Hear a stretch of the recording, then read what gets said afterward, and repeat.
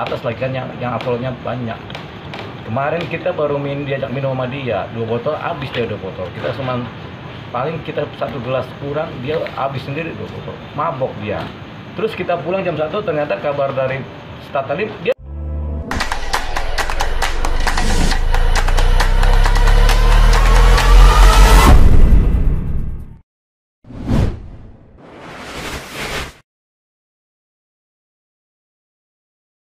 TV supaya bisa tampil di TV. Totalnya sih 4 stasiun TV yang dia bayar, dan ini masing-masing 300. Dan katanya udah dibayar lunas kata dia. Tapi saya udah bayarkan DP 600 juta. Jadi dia ini benar-benar penipu sejati.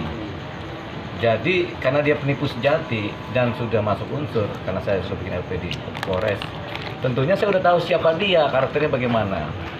Kalau dia bilang dia adalah orang yang taat beribadah, jawabannya tidak, karena dia nggak pernah sembahyang. Yang kedua, kalau dia bilang dia taat beribadah, jawabannya tidak juga, karena dia suka nge-wine, suka minum anggur kelas atas lagi kan yang alkoholnya banyak. Kemarin kita baru diajak minum sama dia 2 botol, habis dia 2 botol. Kita cuma paling kita 1 gelas kurang, dia habis sendiri 2 botol. Mabok dia. Terus kita pulang jam 1, ternyata kabar dari Statalim dia masih mabok lagi. Jadi kita udah pulang, dia bilang pulang, tapi dia balik lagi ke tempat yang sama. Dia sama 1 orang mungkin pacarnya juga tuh, dia minum anggur lagi sampai pagi, katanya pulang pagi gitu. Sehingga kita bisa beranggapan Angel ini ya dia iblis.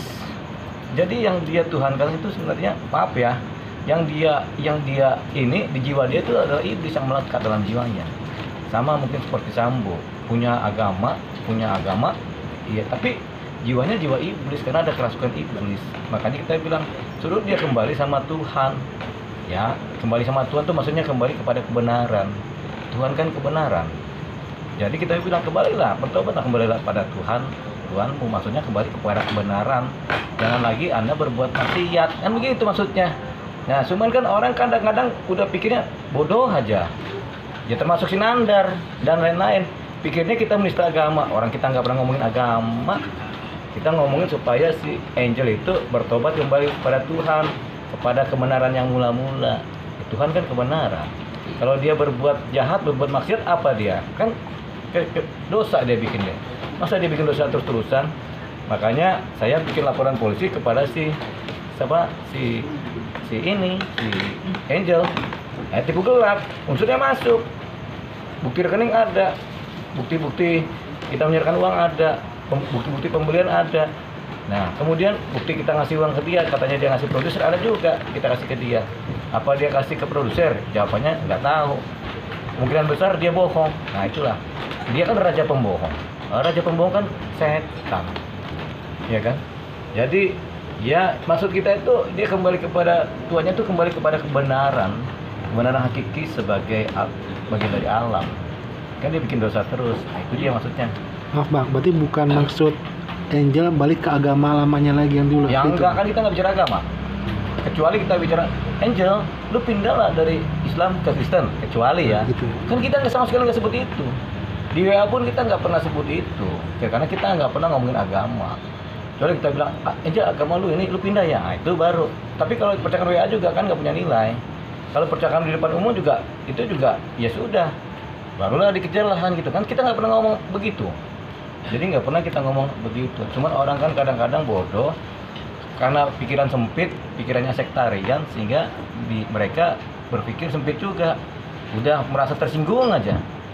Banyak orang di Indonesia ini yang kadang-kadang merasa tersinggung karena mendengarkan satu hal secara belum pasti, tapi tersinggunglah mereka kan begitu.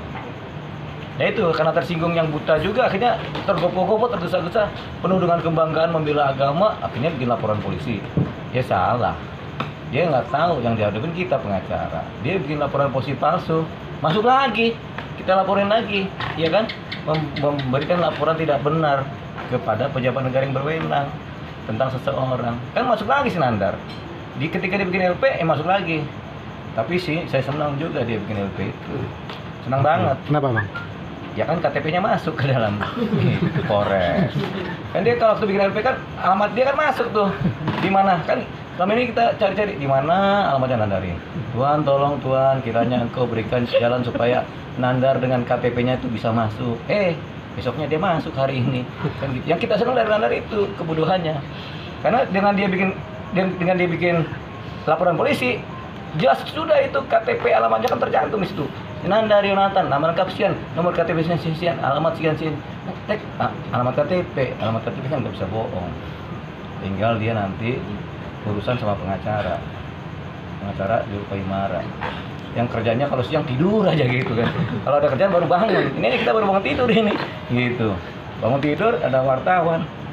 Nggak apa-apa sih. Nemenin kita kan lagi seger-segernya gitu. Muka lagi kucel, datang teman-teman media, ya bagus. Gitu kan. Berarti kan kita ada teman buat ngobrol kan gitu kan. Ya, mau nanya apa lagi ya coba. Bang, abang dibilang katanya sempat mengakui diri abang keceplosan sebagai intelijen. Terus udah gitu dibilang apakah seorang lawyer bisa berprofesi ganda gitu double? Ya, namanya orang keceplosan. Ini aja kita ngomongin keceplosan kan gitu. Namanya orang keceplosan bisa apa aja. Apalagi orang kalau yang suka rata. Pasti pok setan. Ada juga kan itu keceplosan kan nggak ada maksud. Kodok kan begitu. Orang kalau keceplosan bisa ngomong apa aja dan itu nggak bermakna. Tanya aja sama orang yang latah. Kalau keceplosan, mungkin ada yang lebih gila lagi. Kontek kan begitu. Kan gitu kan. Maksudnya kontek siapa lu? Ya kontek pacar aneh kan begitu. Nah itu yang dimaksud keceplosan adalah nggak punya nilai. Namanya juga keceplosan. Kalau kita ngomong secara pernyataan afirmatif, menyatakan iya segitu baru kita kan keceplosan, ya kan? Setiap keceplosan itu nggak punya nilai karena sama kayak orang latah keceplosan gitu, sama kayak kejebur lagi jalan kejebur got kan nggak ada maksud atau got aja. Tadi sempat juga bang katanya tidak bisa melaporkan seorang advokat. Siapa? Ngomong gitu tadi advokat juga katanya dia. Dia advokat Katanya. tidak bisa melaporkan advokat. Ya kalau ada advokat model gitu, advokat segoblok sedunia gitu. Advokat itu dia menjalankan profesi sebagai advokat dalam hubungan hukum, dia baru tidak bisa diapa-apakan. Misalnya dia sedang menangani klien, kemudian dia tiba-tiba bertindak atas nama klien, nggak bisa diapa-apakan. Tapi kalau dia nggak bertindak atas nama siapa-siapa, ya banyak juga kok advokat yang kemudian masuk penjara, banyak. Di Polda Metro itu berapa teman kita advokat masuk penjara? Itu pun udah jalanin tugas sebagai advokat murni, sebagai advokat klien. Persoalannya kan duit klien ditimpe. Katanya nih gua kenal Kapolda Metro nih, gua bisa selesaiin perkara, kasih gua 500 juta, ting, duitnya nyampe.